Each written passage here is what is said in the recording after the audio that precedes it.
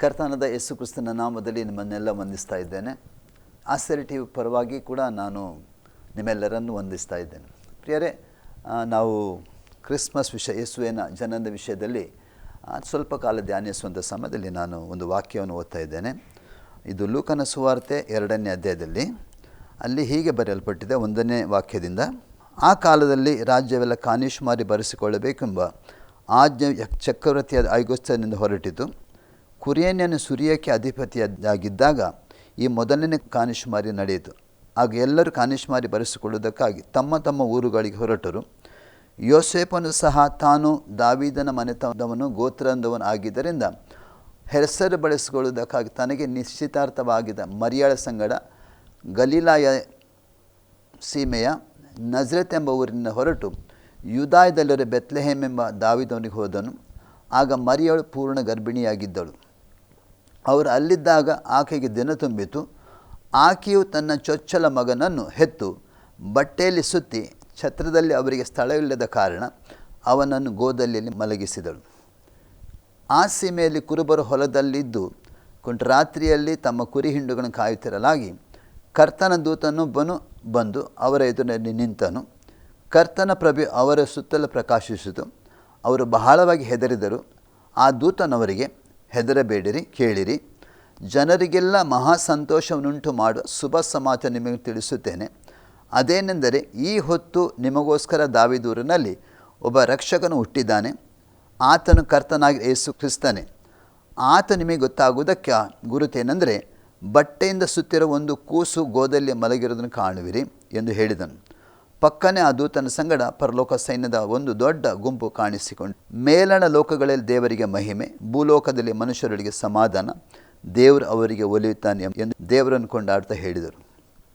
ಪ್ರಿಯರೇ, ಈ ವಾಕ್ಯವನ್ನು ಓದ್ತಾ ಇದ್ದರೆ ಒಂದು ಸಣ್ಣ ಪ್ರಾರ್ಥನೆಯೊಂದಿಗೆ ನಾನು ಈ ವಾಕ್ಯವನ್ನು ಧ್ಯಾನಿಸುವ. ಪ್ರೀತಿಯೊಳ ಪರಲೋಕ ತಂದೆ ಆದವರು, ಯೇಸು ಕ್ರಿಸ್ತನ ಪರಿಶುದ್ಧ ನಾಮದಲ್ಲಿ ಪರಿಶುದ್ಧಾತ್ಮನ ಸಹಾಯದೊಂದಿಗೆ ತಂದೆ ನಿಮಗೆ ಸ್ತೋತ್ರವನ್ನು ಸಲ್ಲಿಸ್ತೇವೆ. ಓದಲ್ಪಟ್ಟ ಈ ವಾಕ್ಯಕ್ಕಾಗಿ ಸ್ತೋತ್ರ ಸಲ್ಲಿಸ್ತೇವೆ. ಹೌದು ಸ್ವಾಮಿ, ಯೇಸು ಕ್ರಿಸ್ತನ ಜನದ ಬಗ್ಗೆ ತಿಳಿಸುವಂಥ ಈ ವಾಕ್ಯಗಳಿಗಾಗಿ ನಾನು ಸ್ತೋತ್ರ ಸಲ್ಲಿಸ್ತೇನೆ. ರಕ್ಷಕನಾದ ಯೇಸುವೆ, ನಮ್ಮ ಲೋಕದಲ್ಲಿ ಮನುಷ್ಯನ ಮಧ್ಯದಲ್ಲಿ ಮನುಷ್ಯನಾಗಿ ಬಂದು ಸ್ವಾಮಿ ಕರ್ತನ, ಹೌದು ಸ್ವಾಮಿ, ನಮಗಾಗಿ ಒಂದು ಬಿಡುಗಡೆಯನ್ನು, ನಮಗಾಗಿ ಒಂದು ಸ್ವಸ್ಥತೆಯನ್ನು, ನಮಗಾಗಿ ಒಂದು ರಕ್ಷಣೆ ಕೊಟ್ಟಿದ್ದಕ್ಕಾಗಿ ನಾನು ಸ್ತೋತ್ರ ಸಲ್ಲಿಸ್ತೇನೆ. ಅಪ್ಪ, ಈ ವಾಕ್ಯದ ಮೂಲಕ ನಮ್ಮ ಸಂಗಡ ಮಾತಾಡಿದೆವರೇ ಅಪ್ಪ, ಮಾತಾಡೋದು ನಾನಾಗಬಾರದು, ಮಾತಾಡೋದು ಪವಿತ್ರಾತ್ಮನೇ ನೀನಾಗಬೇಕು. ಈ ವಾಕ್ಯಕ್ಕೆ ಎದುರಾಗಿ ಇರುವಂಥ ಎಲ್ಲ ಹೋರಾಟಗಳು ಯೇಸುವೆ ನಿನ್ನ ನಾಮದ ಪರಿಪೂರ್ಣ ನೀಗಲ್ಪಡಲಿ ಸ್ವಾಮಿ. ಪವಿತ್ರ ಆತ್ಮನೆ ಬಲಪಡಿಸಿ ನಡೆಸು. ಯೇಸು ಕರ್ತನ ಪರಿಶುದ್ಧ ನಾಮ ತಂದೆ, ಆಮೇಲೆ. ಪ್ರಿಯರೇ, ಇಲ್ಲಿ ನಾವು ಯೇಸು ಕ್ರಿಸ್ತನ ಜನನದ ಬಗ್ಗೆ ನೋಡ್ತೇವೆ.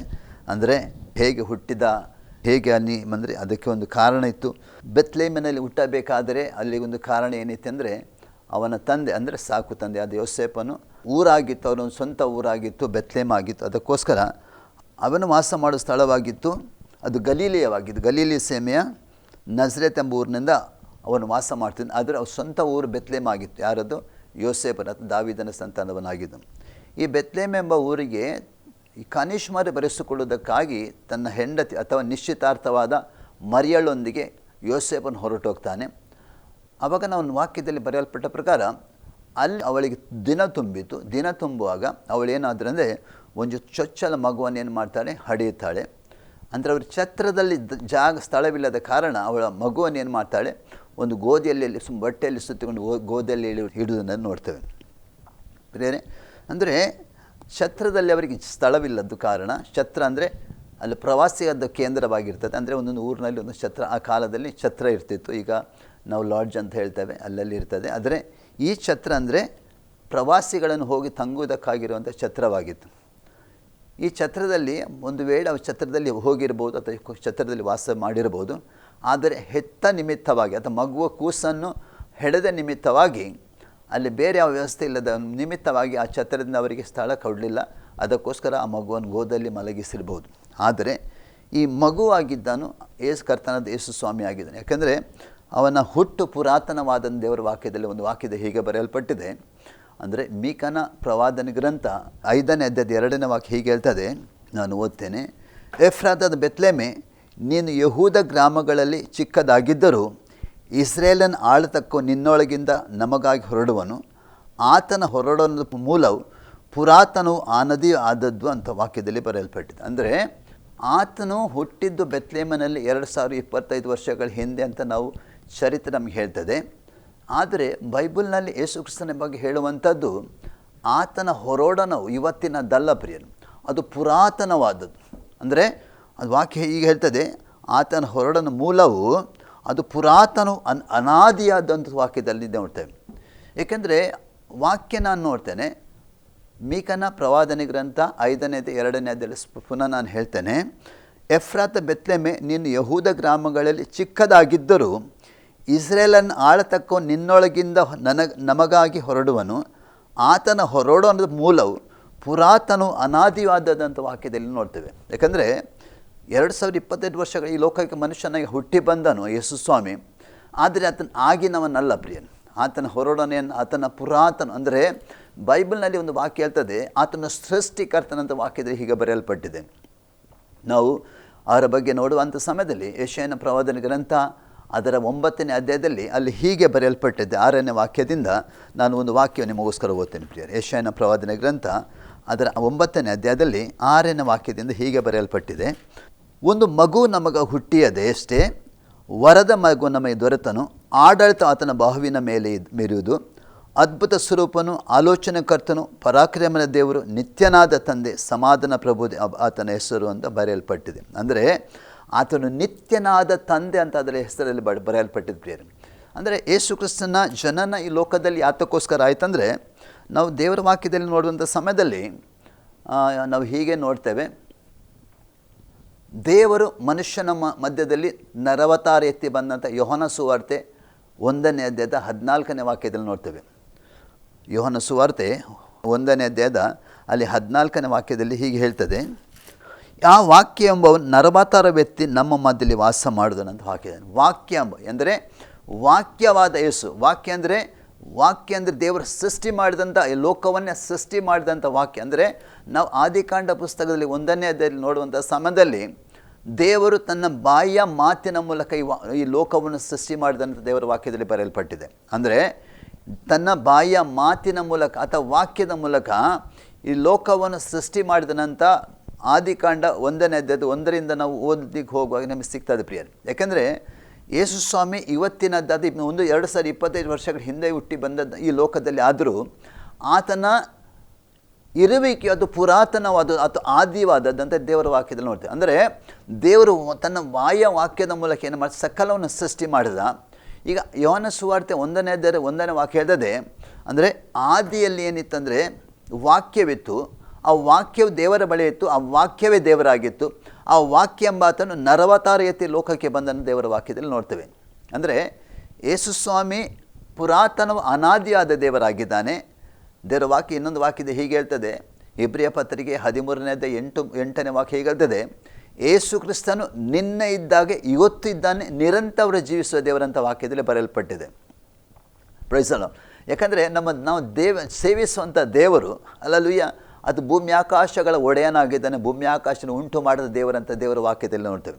ಆತನು ಈ ಲೋಕಕ್ಕೆ ಮನುಷ್ಯನಾಗಿ ಬರಬೇಕಾದ್ರೆ ಅಥವಾ ಬೆತ್ಲೇಮಿನಲ್ಲಿ ಹುಟ್ಟಬೇಕಾದ್ರೆ ಅದು ಒಂದೇ ಒಂದು ಕಾರಣವಿತ್ತು. ಅದು ವಾಕ್ಯ ಹೇಳ್ತದೆ, ಮತ್ತಾಯನ ಸುವಾರ್ತೆ 1ನೇ ಅಧ್ಯಾಯದಲ್ಲಿ 21ನೇ ವಾಕ್ಯ ಹೇಳ್ತದೆ, ಆತನ ತಾಯಿಯಾದ ಮರಳಿಗೆ ದೇವದೂತನು ಹೇಳ್ತಾನೆ, ಆ ಮಗುವಿಗೆ ಯೇಸು ಎಂಬ ಹೆಸರಿಡಬೇಕು, ಯಾಕೆಂದರೆ ಆತನು ತನ್ನ ಜನರನ್ನು ತನ್ನ ಪಾಪದಿಂದ ಬಿಡಿಸಿ ಕಾಯುವನಂತ ದೇವರ ವಾಕ್ಯದಲ್ಲಿ ನೋಡ್ತೇವೆ. ಅಂದರೆ ಯೇಸು ಬಂದಂಥ ಉದ್ದೇಶ ನಮ್ಮ ಮೇಲಿರುವಂಥ ಪಾಪ, ನಾವು ಯಾವ ಪಾಪದಲ್ಲಿ ನಾವು ಜೀವಿಸ್ತಾ ಇದ್ವಿ ಅಂದರೆ ಬೈಬಲ್ನಲ್ಲಿ ಈ ವಾಕ್ಯ ಹೇಳ್ತದೆ, ಆದಾಮನು ಯಾವಾಗ ನಮ್ಮ ಮೊದಲನೇ ಮಾನವನಾದ ಆದಾಮನು ಯಾವಾಗ ದೇವರ ಆಜ್ಞೆಯನ್ನು ಮೀರಿ ಪಾಪ ಮಾಡಿದನೋ ಅಥವಾ ದೇವರ ಆಜ್ಞೆ ಮೀರಿ ಹೋದನೋ ಅಲ್ಲಿಂದ ಮನುಷ್ಯನಲ್ಲಿ ಪಾಪ ಪ್ರಾರಂಭವಾಯಿತು. ನಾವು ಪಾಪ ಮಾಡಿದ ನಿಮಿತ್ತ ಪಾಪಿಗಳಲ್ಲ, ನಾವು ಪಾಪದಿಂದ ಹುಟ್ಟಿದ. ಯಾಕಂದರೆ ನಮ್ಮ ಮೂಲನೇ ಪಾಪದಲ್ಲಿದ್ದ ನಿಮಿತ್ತವಾಗಿ ಆ ಮೂಲ ಬೀಜಕ್ಕೆ ಹುಟ್ಟಿ ಬಂದ ನಮ್ಮ ಪ್ರತಿಯೊಬ್ಬರಲ್ಲಿ ಏನಿದೆ ಜನ್ಮ ಪಾಪ ಇದೆ. ಜನ್ಮ ಪಾಪದಿಂದ ನಾವು ಹುಟ್ಟಿ ಬಂದಿದ್ದೇವೆ. ಮೊದಲ ಆದಾಮನ ಪಾಪ ಮಾಡಿದ ನಿಮಿತ್ತವಾಗಿ ಆ ಪಾಪ ಮನುಷ್ಯ ಜಾತಿ ಎಲ್ಲ ಜಾತಿ ನಮ್ಮ ಮೇಲೆ ಬಂದಿದ್ದ ನಿಮಿತ್ತವಾಗಿ ನಾವು ಪಾಪಿಗಳಾಗಿದ್ದ ಪ್ರಿಯರೇ. ಅಂದರೆ ದೇವರ ವಾಕ್ಯದಲ್ಲಿ ನಮಗೆ ನೋಡ್ತೇವೆ, ಪಾಪದಿಂದ ಹುಟ್ಟಿದ ನಿಮಿತ್ತವಾಗಿ ನಾವು ಪಾಪ ಮಾಡ್ತಾ ಇದ್ದೇವೆ ವಿನಃ ನಾವು ಪಾಪಿಗಳಲ್ಲ. ಅಂದರೆ ಪಾಪಿಗಳ ಹೌದು, ಹೇಗೆಂದರೆ ಆ ಪಾಪದ ಹುಟ್ಟಿದ ನಿಮಿತ್ತವಾಗಿ ಆ ಸ್ವಭಾವದ ನಿಮಿತ್ತವಾಗಿ ನಾವು ಏನು ಮಾಡ್ತೇವೆ, ಅದರ ಆ ಹುಟ್ಟುಗುಣ ನಮ್ಗೆ ಏನು ಮಾಡ್ತದೆ, ನಾವು ತೋರಿಸ್ತಾ ಇದ್ದೇವೆ, ನಮ್ಮ ಪಾಪಗಳನ್ನು ತೋರಿಸ್ತಾ ಇದ್ದೇವೆ. ಅಂದರೆ ಈ ಪಾಪಿಗಳಿಗೆ ಏನಿಲ್ಲ ಅಂದರೆ ಪರಲೋಕ ರಾಜ್ಯ ಇಲ್ಲ. ಬೈಬಲ್ನಲ್ಲಿ ಒಂದು ವಾಕ್ಯ ಹೇಳ್ತದೆ, ರೋಮಪುರ ಪತ್ರಿಕೆ 6:23 ವಾಕ್ಯ ಹೇಳ್ತದೆ, ಪಾಪದ ಸಂಬಳ ಮರಣ, ದೇವರ ಉಚಿತಾರ್ಥವು ನಮ್ಮ ಕರ್ತನಾದ ಯೇಸು ಕ್ರಿಸ್ತನಲ್ಲಿ ನಿತ್ಯ ಜೀವ ಅಂತ ಬರೆಯಲ್ಪಟ್ಟಿದೆ. ಅಂದರೆ ಯೇಸು ಸ್ವಾಮಿ ಈ ಉದ್ದೇಶ, ಲೋಕಕ್ಕೆ ಹುಟ್ಟಿ ಬಂದ ಉದ್ದೇಶ ಜನರಿಂದ ತನ್ನ ಪಾಪಗಳಿಂದ ಬಿಡಿಸೋದಕ್ಕೋಸ್ಕರ ಈ ಸ್ವಾಮಿ ಲೋಕಕ್ಕೆ ಬಂದವನು.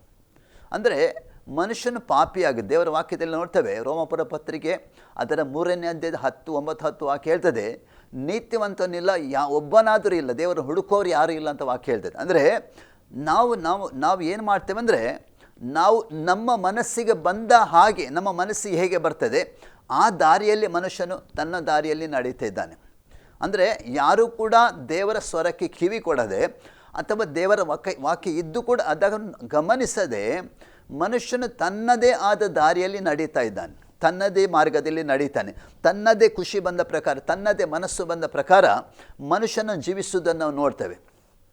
ಆದರೆ ಈ ದಾರಿ ಏನಾಗಿದೆ ಅಂದರೆ, ಬೈಬಲಲ್ಲಿ ಒಂದು ವಾಕ್ಯ ಹೇಳ್ತದೆ, 2 ಮಾರ್ಗ ಇದೆ, ಒಂದು ಅಗಲವಾದ ಮಾರ್ಗ ಇದೆ, ಒಂದು ಇಕ್ಕಟ್ಟಾದ ಮಾರ್ಗ ಇದೆ. ಅಂದರೆ ಬೈಬಲ್ ನಮಗೆ ಹೇಳ್ತದೆ, ಅಗಲವಾದ ಮಾರ್ಗದಲ್ಲಿ ಹೋಗೋರು ತುಂಬ ಜನ, ಅಂದರೆ ಅಗಲವಾದ ಮಾರ್ಗದಲ್ಲಿ ಹೋಗ್ತಾರೆ, ಅದರಲ್ಲಿ ಸುಲಭ ಇದೆ, ಅದರಲ್ಲಿ ತಮ್ಮ ಖುಷಿ ಬಂದ ಪ್ರಕಾರ ಜೀವಿಸ್ಬೋದು, ಖುಷಿ ಬಂದ ಪ್ರಕಾರ ನಡೀಬೋದು, ಖುಷಿ ಬಂದ ಪ್ರಕಾರ ಏನು ಮಾಡ್ಬೋದು. ಅದು ಅಗಲವಾದ ಮಾರ್ಗ. ಅದು ಎಲ್ಲಿ ಹೋಗುವಂಥದ್ದು, ಕಟ್ಟ ಕಡೆಗೆ ಅದು ಮರಣ ಮಾರ್ಗ ಅಂತ ಹೇಳ್ತದೆ. ಅದು ಇನ್ನೊಂದು ಮಾರ್ಗ ಅದೇ, ಅದು ಇಕ್ಕಟ್ಟಾದ ಮಾರ್ಗ ಅಂತ ದೇವರ ವಾಕ್ಯ ಹೇಳ್ತದೆ. ಅದು ಇಕ್ಕಟ್ಟಾದ ಮಾರ್ಗ ಯಾವನಂದರೆ, ದೇವರ ವಾಕ್ಯವನ್ನು ಅಥವಾ ಬೈಬಲ್ನಲ್ಲಿ ಬರೆಯಬಲ್ಲ ದೇವರ ವಾಕ್ಯವನ್ನು ಅನುಸರಿಸಿ ನಡೆಯುವಂಥದ್ದೇ ಒಂದು ಇಕ್ಕಟ್ಟಾದ ಮಾರ್ಗ. ಅಂದರೆ ಇಕ್ಕಟ್ಟಿನ ಮಾರ್ಗದಲ್ಲಿ ಬರುವಂಥ ಸ್ವಲ್ಪ ಜನ, ಅಗಲವಾದ ಮಾರ್ಗದಲ್ಲಿ ಹೋಗೋರು ಬಹುಜನ ಅಂತ ಬೈಬಲ್ ನಮಗೆ ಬರೆಯಲ್ಪಟ್ಟಿದೆ ಪ್ರಿಯ. ಅದಕ್ಕೋಸ್ಕರ ಯೇಸು ಸ್ವಾಮಿ ಬಂದ ಉದ್ದೇಶ ಏನಂದರೆ, ಮನುಷ್ಯನನ್ನು ತನ್ನ ಮಾರ್ಗದಿಂದ, ತಾನು ಹೋಗುವಂಥ ಆ ನಾಶನ ಮಾರ್ಗದಿಂದ ತಪ್ಪಿಸಿ ಪರಲೋಕ ರಾಜ್ಯಕ್ಕೆ ನಡೆಸೋದಕ್ಕಾಗಿ ಯೇಸು ಸ್ವಾಮಿ ಲೋಕಕ್ಕೆ ಬಂದವನು. ಯೇಸು ಸ್ವಾಮಿ ಬಂದದ್ದು ಯಾವುದೇ ಜಾತಿ, ಯಾವುದೇ ಧರ್ಮ, ಯಾವುದೇ ಮತ ಮಾಡಲಿಕ್ಕೆ ಅಲ್ಲ ಪ್ರಿಯರೇ. ಯಾವ ಮತದಲ್ಲಿ ಯೇಸು ಸ್ವಾಮಿ, ಕ್ರಿಶ್ಚಿಯನ್ ಮತದಲ್ಲಿ ಅಥವಾ ಧರ್ಮದಲ್ಲಿ ಯೇಸು ಸ್ವಾಮಿ ಇಲ್ಲ. ಯೇಸು ಸ್ವಾಮಿ ನೀವು ಕಂಡುಕೊಳ್ಬೇಕಾದ್ರೆ ನೀವು ದೇವರ ವಾಕ್ಯದಲ್ಲಿ ಬರಬೇಕು. ದೇವರ ವಾಕ್ಯ ಏನು ಬರೆಯಲ್ಪಟ್ಟಿದೆ ಅದರಲ್ಲಿ ನೀವು ಕಂಡುಕೊಳ್ಳುವಾಗ ದೇವರು ನಿಮಗೆ ಸಿಗ್ತಾನೆ, ಯೇಸು ಸ್ವಾಮಿ ನಿಮಗೆ ಸಿಗ್ತಾನೆ. ಹಲ್ಲೆಲೂಯಾ. ಯಾಕಂದರೆ ಯೇಸು ಸ್ವಾಮಿ ಸಿಗುವಂಥ ಒಂದೇ ಒಂದು ಸ್ಥಳ ಅದು ಬೈಬಲ್ ಆಗಿದೆ, ದೇವರ ವಾಕ್ಯವಾಗಿದೆ ಪ್ರೇಮ್. ಇದರಲ್ಲಿ ನೀವು ಹುಡುಕೋದಾದರೆ ಖಂಡಿತವಾಗಿ ನಿಮಗೆ ಯೇಸು ಸ್ವಾಮಿ ಸಿಗ್ತಾನೆ. ಯಾಕಂದರೆ ನಾನು ಹೇಳ್ತೀನಿ, ಯೇಸು ಸ್ವಾಮಿ ಬಂದ ಉದ್ದೇಶವಾಗಿತ್ತು ಮನುಷ್ಯನನ್ನು ತನ್ನ ಪಾಪದಿಂದ ಬಿಡಿಸಿ ಕಾಯುವುದಕ್ಕಾಗಿ. ಎರಡನೇದಾಗಿ ಮನುಷ್ಯನಿಗೆ ತನ್ನ ಮಾರ್ಗದಲ್ಲಿ ಅಥವಾ ದೇವರ ಮಾರ್ಗದಲ್ಲಿ ನಡೆಯುವುದಾದರೆ ಒಂದು ದಿನ ನಿತ್ಯ ಜೀವಿತ ಅಥವಾ ನಿತ್ಯ ರಾಜ್ಯ ಅಥವಾ ಪರಲೋಕ ರಾಜ್ಯ ಕೊಡೋದಕ್ಕಾಗಿ ಸ್ವಾಮಿ ಲೋಕಕ್ಕೆ ಬಂದನು. ಪ್ರಿಯರೇ, ಯೇಸು ಸ್ವಾಮಿ ಹುಟ್ಟಿದ 2025 ವರ್ಷಗಳು ಈಗ ಮುಗೀತಾ ಬರ್ತವೆ. ಈ ಸೀಸನ್ನಲ್ಲಿ ನಾವು ಇದ್ದೇವೆ. ಆದರೆ ಹುಟ್ಟಿ ಬಂದಂಥ ಈ ಲೋಕದಲ್ಲಿ ಮನುಷ್ಯನಾಗಿ ಹುಟ್ಟಿ ಬಂದಂಥ ಒಬ್ಬನೇ ಒಬ್ಬ ರಕ್ಷಕ ದೇವರ ವಾಕ್ಯದಲ್ಲಿ ನೋಡ್ತೇವೆ. ನಾವು ನೋಡ್ತೇವೆ, ಅಪೊಸ್ತಲ ಕೃತ್ಯ 4:12 ವಾಕ್ಯ ಹೇಳ್ತದೆ, ಆಕಾಶದ ಕೆಳಗೆ ಭೂಮಿಯ ಮೇಲೆ ರಕ್ಷಣೆಗಾಗಿ ಕೊಡಲ್ಪಟ್ಟ ಒಂದೇ ಒಂದು ಹೆಸರು, ಅದು ಕ್ರಿಸ್ತನಾದ ಯೇಸು ಸ್ವಾಮಿ ಹೆಸರಾಗಿದೆ ಪ್ರಿಯರೇ. ರಕ್ಷಣೆಗಾಗಿ ಕೊಟ್ಟ ಒಂದೇ ಒಂದು ಹೆಸರಿದೆ. ಬೇರೆ ಅನೇಕ ಹೆಸರುಗಳು ಲೋಕದಲ್ಲಿ ಇರ್ಬೋದು, ಆದರೆ ನಿನ್ನ ಆತ್ಮದ ರಕ್ಷಣೆಗಾಗಿ ಒಂದೇ ಒಂದು ಹೆಸರು ಕೊಡಲ್ಪಟ್ಟಿದೆ, ಅದು ಯೇಸು ಎಂಬ ಹೆಸರಾಗಿದೆ. ಆ ಯೇಸು ಎಂಬ ಹೆಸರನ್ನು ನೀನು ನಿನ್ನ ರಕ್ಷಕನಾಗಿ ಅಂಗೀಕಾರ ಮಾಡುವಾಗ ನಿನ್ನ ಜೀವಿತಕ್ಕೊಂದು ರಕ್ಷಣೆ ಬರ್ತದೆ, ನಿನ್ನ ಜೀವಿತಕ್ಕೊಂದು ಬಿಡುಗಡೆ ಬರ್ತದೆ, ನಿನ್ನ ಜೀವಿತಕ್ಕೆ ಸಮಾಧಾನ ಬರ್ತದೆ, ನಿನ್ನ ಜೀವಿತಕ್ಕೊಂದು ಆರೋಗ್ಯ ಬರ್ತದೆ ಪ್ರಿಯರು. ಅಂದರೆ ಇದು ದೇವರ ವಾಕ್ಯದಲ್ಲಿ ನಾವು ನೋಡ್ತೇವೆ. ಅದು ನಾವು ವಾಕ್ಯ ಓದಿದೆ ನಾನು. ಅಂದರೆ ಯೆಶಾಯನ ಪ್ರವಾದನೆಗಂತ 9ನೇ ಅಧ್ಯಾಯ 6ನೇ ವಾಕ್ಯದಲ್ಲಿ ನೋಡ್ತೇವೆ, ಆತನ ಹೆಸರು ಅದ್ಭುತ ಸ್ವರೂಪನು, ಆಲೋಚನೆ ಕರ್ತನು, ಪರಾಕ್ರಮ ದೇವರು, ನಿತ್ಯನಾದ ತಂದೆ, ಸಮಾಧಾನದ ಪ್ರಭು ಅಂತ ಅದರ ಹೆಸರಿದೆ. ಅನೇಕರಿಗೆ ನೋಡ್ತೇವೆ, ಅನೇಕರಿಗೆ ಬೇಕಾದಷ್ಟಿದೆ, ಸಂಪತ್ತಿದೆ, ಬೇಕಾದ ಸಣ್ಣ ಪಾನ ತಿನ್ನಲಿಕ್ಕೆ ಆಸ್ತಿ ಪಾಸ್ತಿ ಎಲ್ಲ ಇದೆ, ಆದರೆ ಸಮಾಧಾನ ಇಲ್ಲ ಪ್ರಿಯರೇ. ಸಮಾಧಾನ ಒಂದು ದೊಡ್ಡ ಮಾಲ್ಗೆ ಹೋದರೆ ಸಿಕ್ಕೋದಿಲ್ಲ. ಸಮಾಧಾನ ಎಂಥ ಸ್ಥಳಕ್ಕೆ ಹೋದರೆ ನಮ್ಗೆ ಸಮಾಧಾನ ಬೇಕಂತ ಹುಡ್ಕೊಂಡ್ರು ಆ ಸಮಾಧಾನ ಇಲ್ಲ ಪ್ರಿಯರೇ. ಆದರೆ ಸಮಾಧಾನದ ಪ್ರಭು ಆಗಿದ್ದಾನೆ ಯೇಸು ಕರ್ತನಾಗಿದ್ದಾನೆ. ಈ ಲೋಕಕ್ಕೆ ಸಮಾಧಾನ ಪ್ರಭುವಾಗಿ ಅದನ್ನು ಹುಟ್ಟಿ ಬಂದಿದ್ದಾನೆ. ಯಾರು ಆತನಲ್ಲಿ ಬರ್ತಾರೋ, ಆತನನ್ನು ಸ್ವೀಕಾರ ಮಾಡ್ತಾರೋ ಅವರಿಗೆ ಆ ಸಮಾಧಾನ ಸಿಗ್ತದೆ ಪ್ರಿಯರೇ. Praise the lord. ನಾನು ಕೂಡ ನನ್ನ 35ನೇ ವಯಸ್ಸಿನ ತನಕ ನನ್ನ ಸಮಾಧಾನ ಕಳ್ಕೊಂಡಿದ್ದೆ. ಸಮಾಧಾನ ಇಲ್ಲದೆ ಏನೇನು ಅಲೆಯುತ್ತಿದ್ದೆ, ಏನೇನೋ ಮಾಡ್ತಿದ್ದೆ. ಆದರೆ ನನ್ನ 35ನೇ ವಯಸ್ಸಿನಲ್ಲಿ ನನಗೆ ಯೇಸು ಸ್ವಾಮಿ ಭೇಟಿಯಾದ. ಯೇಸು ಸ್ವಾಮಿ ಭೇಟಿಯಾದ. ಆ ಯೇಸು ಸ್ವಾಮಿಯನ್ನು ನನ್ನ ಜೀವಿತದಲ್ಲಿ ತೆಗೆದುಕೊಂಡೆ, ನನ್ನ ಸ್ವಂತ ರಕ್ಷಕನ ತೆಗೆದುಕೊಂಡೆ. ಈಗ ಸದನ 31 ವರ್ಷದಿಂದ ಆತನ ಜೊತೆಯಲ್ಲಿ ನಾನು ಜೀವಿಸ್ತಾ ಇದ್ದೇನೆ. ಒಂದು ಸಂತೋಷ ಇದೆ, ಸಮಾಧಾನ ಇದೆ. ಅನೇಕ ಸಂಗತಿಗಳಿಂದ ದೇವರು ನನಗೆ ಬಿಡಿಸಿದ್ದಾನೆ. ಅನೇಕ ಲೋಕದ ಸಂಗತಿಗಳನ್ನು ದೇವರು ಬಿಡಿಸಿ ಆತನು ತನ್ನ ಮಾರ್ಗದಲ್ಲಿ ನನ್ನ ನಡೆಸುವವನಾಗಿದ್ದಾನೆ. ಅದಕ್ಕೋಸ್ಕರ ಯೇಸು ಸ್ವಾಮಿ ಹುಟ್ಟಿ ಬಂದ ಉದ್ದೇಶ ಒಂದು ಧರ್ಮ ಸ್ಥಾಪನೆ ಮಾಡಲಿಕ್ಕೆ, ಒಂದು ಮತ ಸ್ಥಾಪನೆ ಮಾಡಲಿಕ್ಕೆ, ಒಂದು ಜಾತಿ ಸ್ಥಾಪನೆ ಮಾಡಲಿಕ್ಕಲ್ಲ ಪ್ರಿಯರು. ಯೇಸು ಸ್ವಾಮಿ ಬಂದ ಪುನಃ ಹೇಳ್ತೇನೆ, ಒಬ್ಬ ಪಾಪಿಯಾದ ಮನುಷ್ಯನನ್ನು ರಕ್ಷಿಸುವುದಕ್ಕೋಸ್ಕರ ಈ ಲೋಕಕ್ಕೆ ಮನುಷ್ಯನಾಗಿ ಬಂದನು, ಹುಟ್ಟಿ ಬಂದನು. ಅದಕ್ಕೋಸ್ಕರ ಯೇಸು ಸ್ವಾಮಿ ಜನರನ್ನು ನಾವು ಸಂಭ್ರಮಣೆ ಮಾಡ್ತೇವೆ, ಖಂಡಿತವಾಗಿ ಮಾಡುವ. ಆದರೆ 2025 ವರ್ಷಗಳ ಹಿಂದೆ ಲೋಕದ ಜನರ ರಕ್ಷಣೆಗೋಸ್ಕರ ಬಂದ ಯೇಸು ನಿನ್ನ ಸಂಭ್ರಮದಲ್ಲಿ ಒಂದು ದಿನ ಮಾತ್ರ ಇದ್ದಾನೋ ಅಥವಾ ನಿನ್ನ ಜೀವಿತದಲ್ಲಿ ಸದಾಕಾಲ ಆತನ ಇರ್ತಾನೋ ನೀನು ನೋಡಬೇಕು. ಯೇಸು ಸ್ವಾಮಿ ಹುಟ್ಟಿ ಬಂದದ್ದು ಸರಿ 2025 ವರ್ಷಗಳು ನಾವು ನೋಡ್ತೇವೆ, ಚರಿತ್ರೆ ನೋಡ್ಬೋದು. ಆದರೆ ಆ ಹುಟ್ಟಿ ಬಂದ ಯೇಸು ಇನ್ನೂ ಕೂಡ ಗೋದಲಿಯಲ್ಲಿ ಇದ್ದಾನ ಅಥವಾ ನಿನ್ನ ಒಳಗೆ, ನಿನ್ನ ಜೀವಿತದ ಒಳಗೆ ಬಂದಿದ್ದಾನ? ಯೇಸು ಸ್ವಾಮಿ ಈಗ ನಾವು ಸಂಭ್ರಮಾಚರಣೆ ಮಾಡ್ತಾ ಇದ್ದೇವೆ. ನಾವು ಆತನಿಗೆ ಬೇಕಾದಂಥ ಅಲಂಕಾರಗಳನ್ನು ಮಾಡ್ತೇವೆ, ಆತನ ಗೋದಲಿ ಮಾಡ್ತೇವೆ, ಎಲ್ಲ ಮಾಡ್ತೇವೆ. ಆದರೆ ಯೇಸು ಅಲ್ಲಿ ಇರಬಾರ್ದು. ಯೇಸು ನನ್ನ ಒಳಗೆ, ನಿನ್ನ ಒಳಗೆ ಬರಬೇಕು. ಆತನು ಅಲ್ಲಿ ವಾಸ ಮಾಡೋದಕ್ಕೆ ಆತನು ಬಯಸೋದಿಲ್ಲ, ಆತನು ನಮ್ಮ ಒಳಗೆ ವಾಸ ಮಾಡೋದಕ್ಕಾಗಿ ಬಯಸ್ತಾನೆ.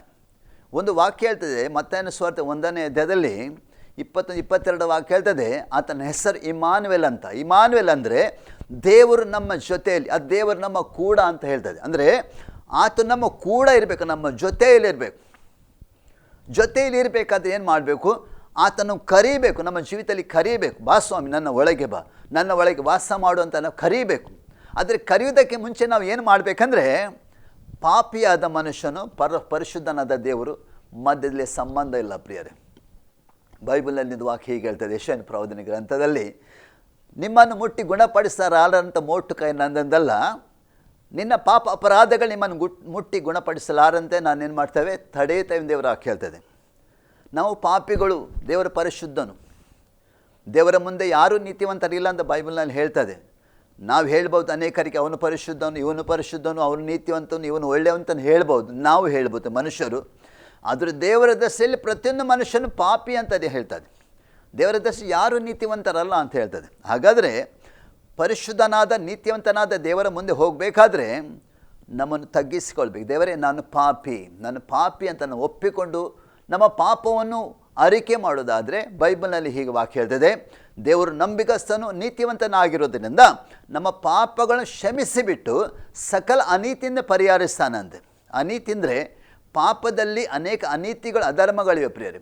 ಪಾಪದ ಮನುಷ್ಯನೇನು ಮಾಡ್ತಾನೆ, ಒಳ್ಳೆಯದನ್ನು ಮಾಡೋದಿಲ್ಲ, ಒಳ್ಳೆಯದನ್ನು ಮಾಡಲಿಕ್ಕೆ ಪ್ರಯತ್ನ ಮಾಡ್ತಾನೆ. ಆದರೆ ಪಾಪ ಏನು ಮಾಡ್ತದಂದರೆ ಆತನು ಅನೀತಿಗೆ ಮತ್ತು ಅಧರ್ಮಕ್ಕೆ ನಡೆಸುವಂಥದ್ದಾಗಿರ್ತದೆ.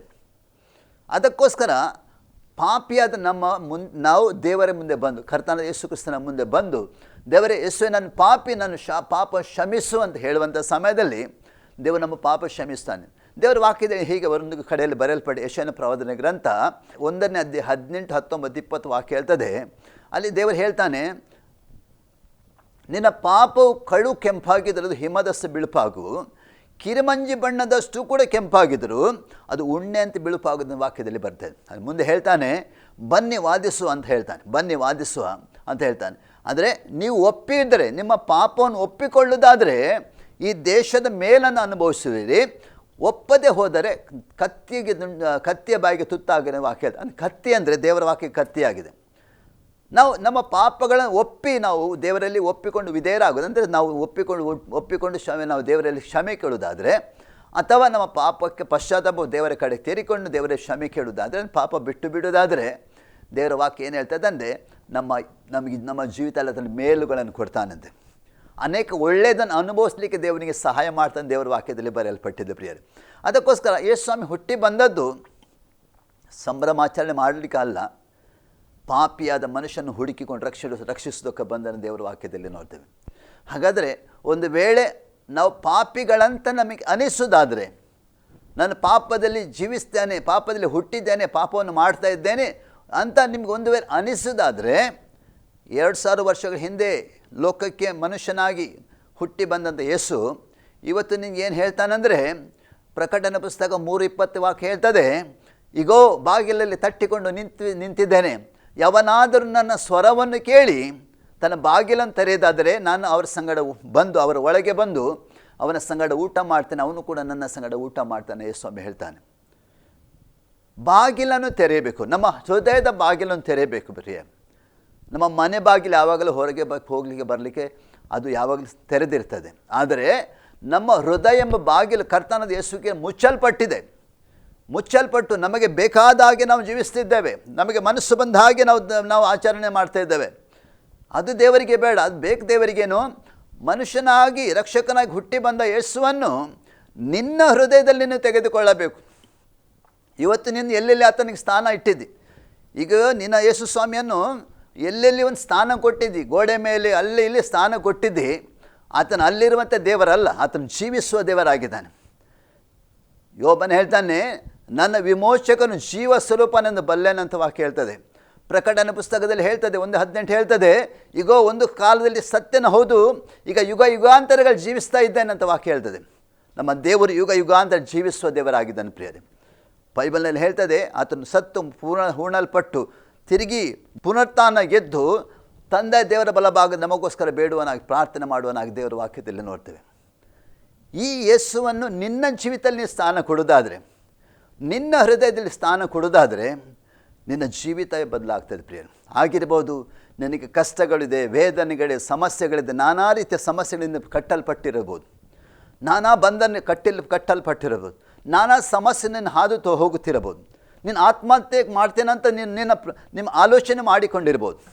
ಅಂದರೆ ಒಂದು ಪ್ರಯತ್ನ ಮಾಡು, ನಿನ್ನ ಜೀವಿತದಲ್ಲಿ ಕ್ರಿಸ್ತನು ಯೇಸು ಸ್ವಾಮಿ 25 ವರ್ಷಗಳ ಹಿಂದೆ ಹುಟ್ಟಿ ನಮಗೋಸ್ಕರ ಬೆಳೆದು ನಮಗೋಸ್ಕರ ನಮ್ಮ ಶಾಪ ಪಾಪವನ್ನು ಆತನ ಮೇಲೆ ತೆಗೆದುಕೊಂಡು ಸಿಲುಬೆಯಲ್ಲಿ ನಮಗೋಸ್ಕರ ಸತ್ತು ಹೂಣಲ್ಪಟ್ಟು 3 ದಿನ ಎದ್ದು ಬಂದದ್ದ ಕರ್ತನಾದ ಯೇಸು ಸ್ವಾಮಿಯನ್ನು ನಿನ್ನ ಸ್ವಂತ ರಕ್ಷಕನಾಗಿ ಒಡೆಯನಾಗಿ ಅಂಗೀಕರಿಸೋದಾದರೆ ನಿನ್ನ ಜೀವಿತ ಬದಲಾಗ್ತದೆ ಪ್ರಿಯರೇ. ಯಾಕೆಂದರೆ ದೇವರ ವಾಕ್ಯ ನಾನು ಹೇಳ್ತೇನೆ, 2ನೇ ಕೊರಿಂಥದ ಪತ್ರಿಕೆ 5:17 ವಾಕ್ಯ ಹೇಳ್ತದೆ, ಒಬ್ಬನು ಕ್ರಿಸ್ತನಲ್ಲಿ ಇರುವುದಾದರೆ ನೂತನ ಸೃಷ್ಟಿ, ಹಳೆದೆಲ್ಲ ಹೋಯಿತು, ಎಲ್ಲ ನೂತನವಾಯಿತು, ಅದು ದೇವರಿಂದಲೇ ಆಯಿತು ಅನ್ನೋ ವಾಕ್ಯದಲ್ಲಿ ಬರೆಯಲ್ಪಟ್ಟಿದೆ. ನಿಮ್ಮ ಹಳೆ ಎಲ್ಲ ನಿಜವಾದ ಮಾನಸಾಂತರ ನಿನ್ನ ಜೀವಿತದಲ್ಲಿ ಇರುವುದಾದರೆ, ನಿಜವಾದ ಪಶ್ಚಾತ್ತಾಪ, ನಾನು ಮಾಡಿದ ಪಾಪಕ್ಕೆ ನಿಜವಾದ ಪಶ್ಚಾತ್ತಾಪ ನಿನ್ನ ಒಳಗೆ ಇರುವುದಾದರೆ, ಮತ್ತು ನೀನು ದೇವರಲ್ಲಿ ಕ್ಷಮೆ ಕೇಳುವುದಾದರೆ, ದೇವರನ್ನು ಕ್ಷಮಿಸು ಅಂತ ದೇವರಲ್ಲಿ ಕ್ಷಮೆ ಕೇಳುವುದಾದರೆ ನಿನ್ನ ಪಾಪ ಕ್ಷಮಿಸಲ್ಪಡ್ತದೆ. 2ನೇದಾಗಿ ಏನು ಬರ್ತದೆ ಅಂದರೆ ಪರಲೋಕದ ಸಮಾಧಾನ ನಿನ್ನ ಜೀವಿತದಲ್ಲಿ ಬರ್ತದೆ ಪ್ರಿಯರೇ. ಅಷ್ಟು ಮಾತ್ರವಲ್ಲ, ನೀನು ಕ್ರಿಸ್ತನಲ್ಲಿ ಇರುವುದಾದರೆ ಹಳೆದೆಲ್ಲ ತೆಗೆದಾಕ್ತಾನೆ, ನಿನ್ನನ್ನು ನೂತನ ಪಡಿಸ್ತಾನೆ, ನೂತನ ಸೃಷ್ಟಿಯನ್ನಾಗತ ಮಾಡ್ತಾನೆ ಪ್ರಿಯರೇ. ಇದು ದೇವರ ಕೆಲಸವಾಗಿದೆ, ಮನುಷ್ಯನ ಕೆಲಸ ಅಲ್ಲ. ಮನುಷ್ಯನ ಕೆಲಸ ಮಾಡಲಿಕ್ಕೆ ಅಂಥದ್ದು ಆಗೋದಿಲ್ಲ. ನಿನ್ನ ನೂತನ ಸೃಷ್ಟಿ ಮಾಡಲಿಕ್ಕೆ ಜನರಿಂದ ಆಗೋದಿಲ್ಲ ಪ್ರಿಯರೇ. ನಿನ್ನ ನೂತನ ಸೃಷ್ಟಿ ಕೆಲವು ಸಂಗತಿ ಒಂದೆರಡು ಸಂಗತಿ ಜನರು ಏನಾದ್ರು ತಿದ್ದಿನ ತೆರಿಗೆಬೋದು, ಆದರೆ ನಿನ್ನ ಪೂರ್ಣ ಜೀವಿತನೇ ಬದಲಾಯಿಸಲಿಕ್ಕೆ ಆತನಿಗೆ ಮಾತ್ರ ಸಾಧ್ಯ ಪ್ರಿಯರೇ. ಯಾಕೆ ನನ್ನ ಜೀವಿತ ಬದಲಾಯಿಸಿಬಿಟ್ಟ. ನನ್ನ ಜೀವಿತ ಕತ್ತಲೆ ಜೀವಿತವಾಗಿತ್ತು. ನಾನು ಯಾವಾಗ ಕ್ರಿಸ್ತ ಯೇಸು ಸ್ವಾಮಿಯನ್ನು ನನ್ನ ಸ್ವಂತ ರಕ್ಷಕ ಅಂಗೀಕಾರ ಮಾಡಿದೆ, ಅಂದಿನಿಂದ ನನ್ನ ಬೆಳಕಾದ ಜೀವಿತನ ಮಾರ್ಪಡಿಸಿದ. ಇವತ್ತು ನಿನ್ನ ಮುಂದೆ ನಿಲ್ಲಬೇಕಾದ್ರೆ ನನಗೆ ಅದೇ ಕೃಪೆ, ಆತನ ಕೃಪೆಯಿಂದಲೇ ಈ ಸ್ಥಳದಲ್ಲಿ ನಿಂತುಕೊಂಡಿದ್ದೇನೆ ಪ್ರಿಯರೇ. ಅದಕ್ಕೋಸ್ಕರ 2000 ವರ್ಷಗಳ ಹಿಂದೆ ಈ ಲೋಕಕ್ಕೆ ಹುಟ್ಟಿ ಬಂದನಾಥ ಯೇಸು ಹುಟ್ಟಿ ಇನ್ನೂ ಕೂಡ ಗೋದಲಿಯಲ್ಲಿ ಇಲ್ಲ ಪ್ರಿಯರೇ. ಆತನು ಬೆಳೆದಿದ್ದಾನೆ. ಆತನು ಪರಲೋಕದಲ್ಲಿ ತಂದೆಯ ಬಲಭಾಗ ನಮಗೋಸ್ಕರ ಪ್ರಾರ್ಥನೆ ಮಾಡ್ತಾನೆ. ವಾಕ್ಯ ಹೇಳ್ತದೆ, ಆ ಯೇಸು ಸ್ವಾಮಿಯನ್ನು ನಿನ್ನ ಪಾಪವನ್ನು ಒಪ್ಪಿಕೊಂಡು ಅರಿಕೆ ಮಾಡಿ ಬಿಟ್ಟು ಬಿಡುವುದಾದರೆ ಆತನು ನಂಬಿಗಸ್ತವನು ನೀತಿವಂತನಾಗಿರೋದ್ರಿಂದ ನಿನ್ನ ಪಾಪವನ್ನು ಕ್ಷಮಿಸಿ ಬಿಡ್ತಾನಂತೆ. ಮನುಷ್ಯರು ಕ್ಷಮಿಸಲಿಕ್ಕಿಲ್ಲ ಪ್ರಿಯರೇ.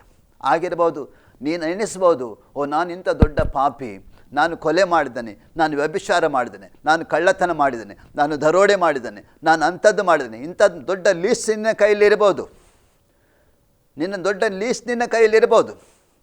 ಬೈಬಲಲ್ಲಿ ಹೇಳ್ತದೆ, ನಿನ್ನ ಎಲ್ಲ ಲೀಸ್ಟಿನ ಮೇಲೆ ಆತನ ಪರಿಶುದ್ಧ ರಕ್ತ ಬಂದು ಹಲ್ಲೆಲೂಯ ಅದನ್ನೆಲ್ಲ ಮಾರ್ಪಡಿಸಿ ನಿನ್ನ ನೀತಿವಂತನಾಗಿ ಮಾಡುವಂಥ ಅದಕ್ಕೆ ಆತನ ಕಾರ್ಯವಾಗಿದೆ ಪ್ರಿಯರೇ. ಎಷ್ಟು ದೊಡ್ಡ ಪಾಪಿಯಾದರೂ ನಿನ್ನ ಚಿಂತೆ ಇಲ್ಲ, ಎಷ್ಟು ದೊಡ್ಡ ಕೊಲೆಗಾರನಾದರೂ ಚಿಂತೆ ಇಲ್ಲ, ಎಷ್ಟು ದೊಡ್ಡ ನೀನು ಮೋಸಗಾರನಾದ್ರೂ ತೊಂದರೆ ಇಲ್ಲ. ಮಾನಸಾಂತರ ಪಟ್ಟು ಕರ್ತನ ಯೇಸು ಕ್ರಿಸ್ತನ ಬಳಿಗೆ ನೀನು ತಿರುಗಿ ಬಂದು ಕ್ಷಮೆ ಕೇಳೋದಾದರೆ ಕರ್ತನ ಯೇಸು ಸ್ವಾಮಿ ನನ್ನ ಪಾಪ ಕ್ಷಮಿಸ್ತಾನೆ ಪ್ರಿಯರೇ. ದೇವರ ವಾಕ್ಯದಲ್ಲಿ ಹೀಗೆ ಬರೆಯಲ್ಪಟ್ಟಿದೆ, ಪೂರ್ವಕ್ಕೂ ಪಶ್ಚಿಮಕ್ಕೂ ಎಷ್ಟು ದೂರವೋ ಅಷ್ಟು ನಿನ್ನ ಪಾಪ ಅಪರಾಧಗಳನ್ನ ಏನು ಮಾಡ್ತಾನೆ, ಆತನ ದೂರ ಮಾಡಿಬಿಡ್ತಾನಂತೆ. ದೂರ ಮಾಡಿಬಿಡ್ತಾನೆ, ತಿರುಗಿ ಆತನ ನೆನಪಿಗೆ ತರುವುದಿಲ್ಲ ಅಂತ ವಾಕ್ಯದಲ್ಲಿ ಬರೆಯಲ್ಪಟ್ಟಿದೆ ಪ್ರಿಯರೇ.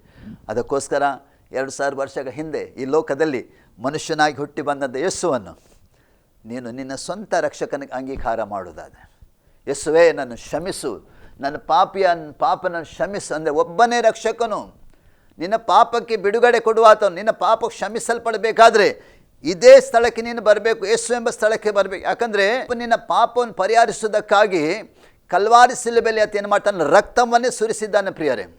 ಬೈಬಲ್ನಲ್ಲಿ ಹೇಳ್ತದೆ, ರಕ್ತಧಾರ ಇಲ್ಲದೆ ಪಾಪ ಪರಿಹಾರ ಇಲ್ಲ. ಕೋಳಿ ಕುರಿಗಳ ಪಶು ಪಕ್ಷಿಗಳ ನಿಮ್ಮ ರಕ್ತದಿಂದ ನಮ್ಮ ಪಾಪ ತೊಳೆಯಲ್ಪಡೋದಿಲ್ಲ ಪ್ರಿಯರೇ. ಅದಕ್ಕೆ ಬೇಕು ಒಂದೇ ಒಂದು ರಕ್ತ, ಅದು ಪರಿಶುದ್ಧ ರಕ್ತ. ಆ ರಕ್ತವನ್ನು ಸುರಿಸಿ ನಮ್ಮ ಪಾಪವನ್ನು ಶುದ್ಧೀಕರಿಸಿದ್ದಕ್ಕಾಗಿ ಯೇಸು ಕರ್ತನ ಮನುಷ್ಯನಾಗಿ ಲೋಕಕ್ಕೆ ಬಂದನು ಪ್ರಿಯರೇ.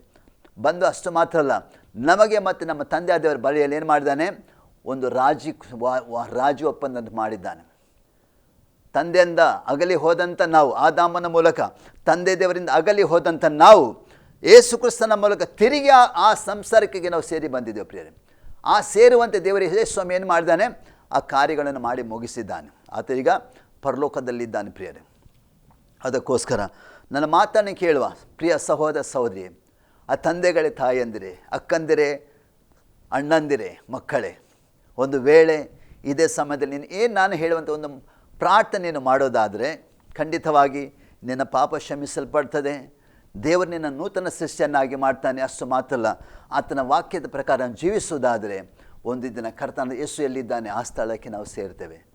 ದೇವರ ವಾಕ್ಯ ಹೇಳ್ತದೆ, ಅಲ್ಲಿ ಕಣ್ಣೀರಿಲ್ಲ, ಅಲ್ಲಿ ವೇದನೆ ಇಲ್ಲ, ಅಲ್ಲಿ ರೋಗ ಇಲ್ಲ, ಬಾಧೆ ಇಲ್ಲ, ಅಲ್ಲಿ ಬಿಸಿಲ ಜಳವಾದರೆ ಇಲ್ಲ. ಆ ಸ್ಥಳದಲ್ಲಿ ಒಳ್ಳೆಯ ಸ್ಥಳವನ್ನು ದೇವರು ನಮಗೂ ಸಿದ್ಧ ಮಾಡಿದ್ದಾನೆ. ಆ ಸ್ಥಳಕ್ಕೆ ನಾವು ಸೇರಬೇಕು ಪ್ರಿಯ. ಆ ಸ್ಥಳವು ಸುಂದರವಾದ ಸ್ಥಳವು ದೇವರು ನಮಗಾಗಿ ಆ ನೇಮ ಉಂಟು ಮಾಡಿದ್ದಾನೆ. ಆದರೆ ಇನ್ನೊಂದು ಸ್ಥಳ ಇದೆ, ಅಗಲವಾದ ಮಾರ್ಗದಲ್ಲಿ ಹೋಗುವ ಇನ್ನೊಂದು ಸ್ಥಳ ಇದೆ. ಅಲ್ಲಿ ವೇದನೆ ಇದೆ, ಅಲ್ಲಿ ದುಃಖ ಇದೆ, ಅಲ್ಲಿ ಕಷ್ಟ ಇದೆ, ಅಲ್ಲಿ ಹಸಿವಿದೆ, ತಿನ್ನಲಿಕ್ಕೆಲ್ಲ ಬಾಯಾರಿಕೆ, ನೀರು ಕುಡಿಲಿಕ್ಕೆಲ್ಲ.